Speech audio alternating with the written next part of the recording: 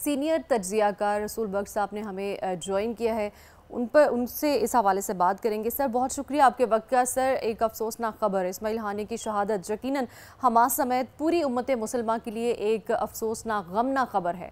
Tehran में उनकी रहायशगाह पर होने वाले हमले को आप किस तरह देखते हैं?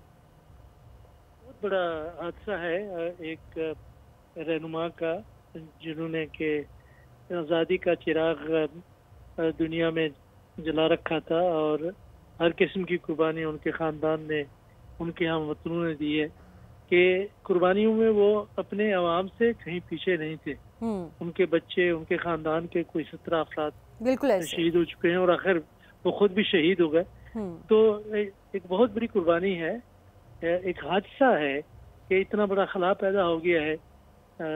जो फ़लस्तीनियों की क़यादत है, ख़ास तौर पे गज़ा के इलाके में हमास के, ये उनके तीसरे बड़े रहनुमा हैं जो शहीद हुए हैं। खालिद मशाल साहब, उससे पहले शेख यासीन साहब जो उसके बानी थे, 2004 में शहीद हुए और काफ़ी अर्सा वो, हालांकि वो चल फिर नहीं सकते थे, वो चेयर बाउंड थे और जेल में रहे इजराइल के बड़े अरसे तक। उनको टार्चर किया गया एक अरसे तक, शेख यासीन को, तो माजूर शख्स को वो टार्चर करते। तो वो इजराइल की तरफ से ये बड़ा हमला ईरान के अंदर जाके करना ईरान के लिए भी एक बहुत बड़ा चैलेंज है और मुसलमान के लिए भी एक बहुत बड़ा चैलेंज है। लेकिन हमास के लिए तो है ये कि, लेकिन ये कहना कि एक बहुत बड़ा खला पैदा हो जाएगा लीडरशिप में, ऐसा नहीं है। कि हमने ये देखा है कि जो मुनज़्ज़म मज़ामत कार ग्रुप हैं और हुर्रियत पसंद तंजीमें हैं फ़लस्तीन की, उनमें पूरी एक लाइन पहले से मौजूद होती है कि एक रहनुमा कुर्बान हो जाता है तो दूसरा आ जाता है, तीसरा आ जाता है। ये लाइन कभी खुश्क नहीं होती, कभी ख़त्म नहीं होती, ये जारी रहता है ये अमल। और ना तो इजराइल के खिलाफ मज़ामत में कमी आएगी, ना हुर्रियत पसंदों के जज्बे में कोई कमी आएगी, ना कोई कुर्बानी देने में कमी आएगी। ये तो हमने देख लिया है कि जिस बहादुरी से और जिस कसमपुसी की सूरत में गजा के अवाम ने फ़लस्तीन की मदाखलत का, जंग का मुकाबला किया है, वो दुनिया में उसकी मिसाल नहीं मिलती और अभी तक किए जा रहे हैं। और मेरा ख्याल ये है कि उनका जज्बा मज़ीद बढ़ेगा और इजराइल के खिलाफ दुनिया में जो नफरत पाई जाती है मगरबी ममालिक के अवाम में भी, अगर खुदों में नहीं तो अवाम में तो पाई जाती है, वो भी किसी हद तक उसमें भी इजाफा होगा।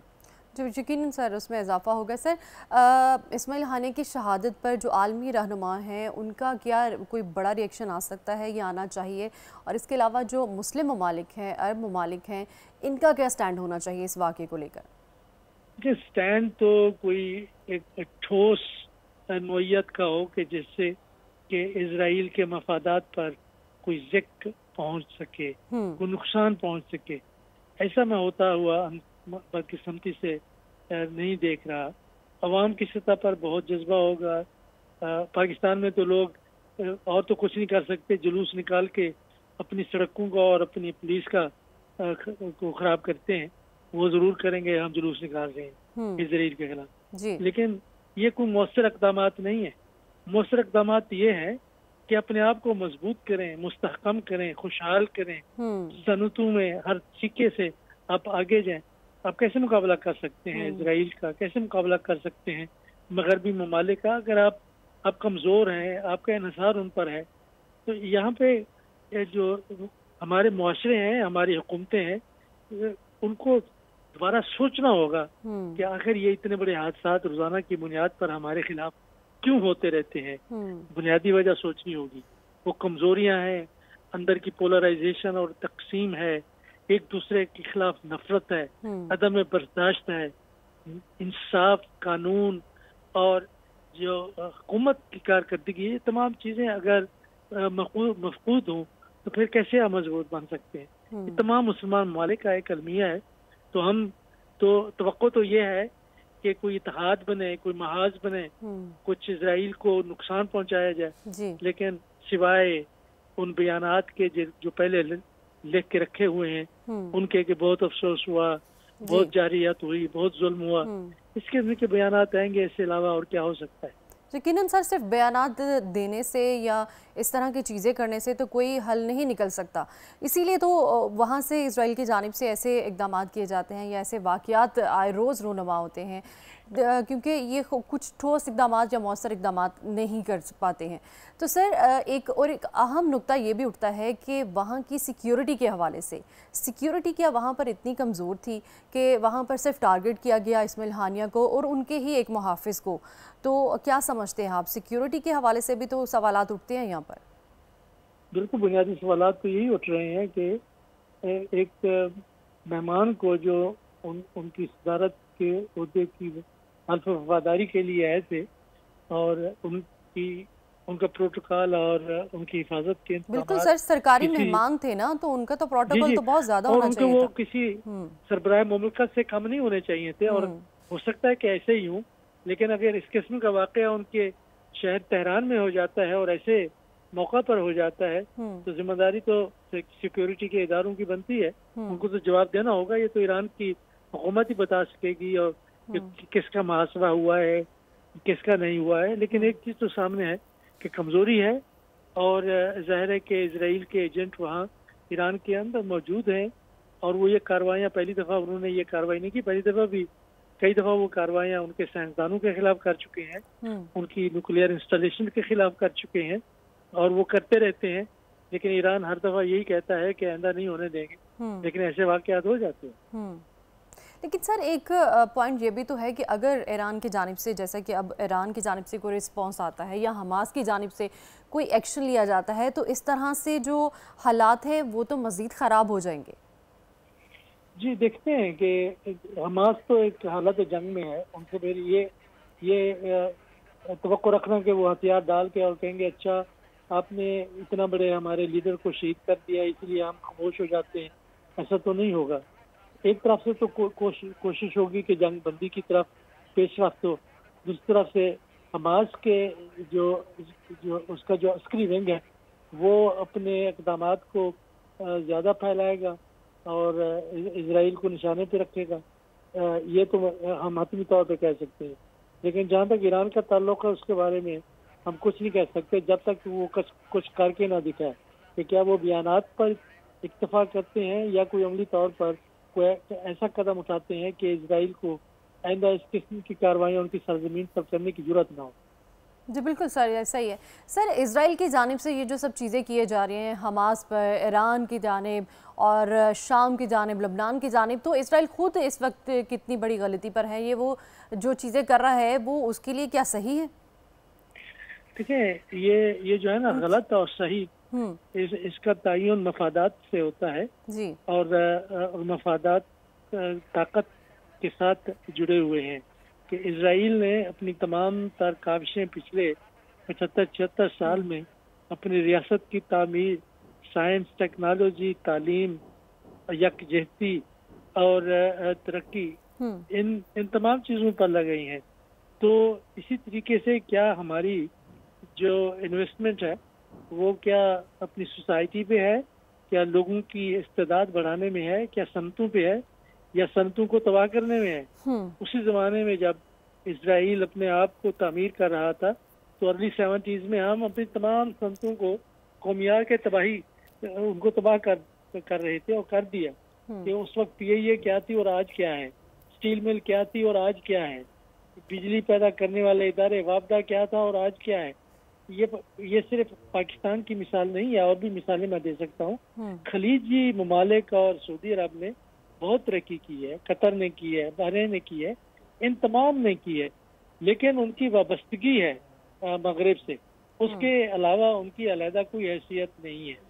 वो मुआशी तौर पर बहुत खुशहाल हैं, सनती लिहाज से भी उन्होंने बहुत तरक्की की और आगे की तरह बढ़ रहे हैं। लेकिन देखें, हम वो बयान मैं नहीं दोहराना चाहता जो साबिक सदर अमेरिका डोनाल्ड ट्रंप ने दिया था सऊदी अरब के बारे में, लेकिन वो ताकत नहीं है, वो जुर्रत इजहार नहीं है, वो हक का साथ देने की हिम्मत नहीं है कि वहाँ भी उनके अपने मफादात सामने आ जाते हैं। तो रियासतों के رویے کو ہم اس طرح سے نہیں دیکھتے کہ بالکل ہم سمجھتے ہیں کہ اسرائیل نے جارحیت کی ہے، بالکل ناانصافی سے کام لیا ہے، اور سب سے بڑی بات یہ ہے کہ نسل کشی جو کہ جنگی جرائم میں شامل ہے، اور جو عالمی عدالت ہے اس سلسلے میں ان امور پر، وہ یہ کہہ چکی ہے کہ اسرائیل جنگی جرائم کا مرتکب ہوا ہے، اور ان کا وزیر اعظم بھی، ان کے سلامتی کے ادارے بھی،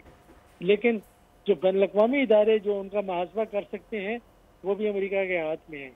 جب تک وہ امریکہ کے ہاتھ میں ہے اور اسرائیل ان کا اپنا ہی بچہ ہے تو اس کی حفاظت کے لیے تو وہ ہر چیز کر گزرتے ہیں۔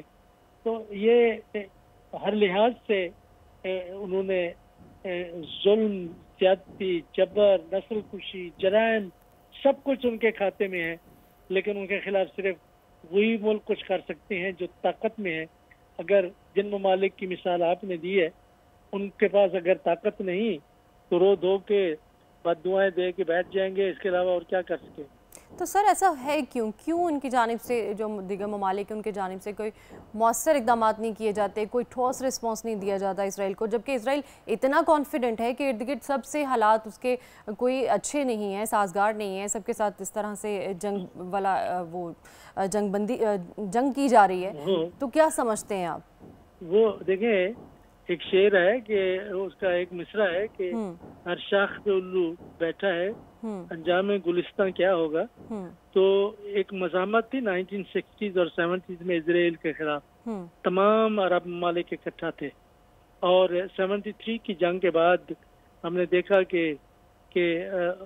ایجپٹ کے صدر انور السادات صاحب وہاں اسرائیل تشریف لے گئے، امن معاہدہ کیا، اور ایک بہت بڑی دراڑ پڑ گئی عرب اتحاد میں، اور فلسطین کی مزاحمت کو انہوں نے کہا کہ اچھا آپ اپنا خیال رکھیں، ہم اپنے مفادات ہمیں چاہیے، ہم تو اپنا یہ جو صحرا کا علاقہ ہے وہ ہم واپس لینا چاہتے ہیں۔ وہ ان کو مل گیا، اسرائیل نے واپس دے دیا، ان کو انعام بھی یہی ملا، اور دوسرا انعام یہی ملا کہ فوجی طاقتیں ہوتے اس وقت تک جمہوریت کو آگے آنے نہیں دیتی ایجپٹ کے اندر۔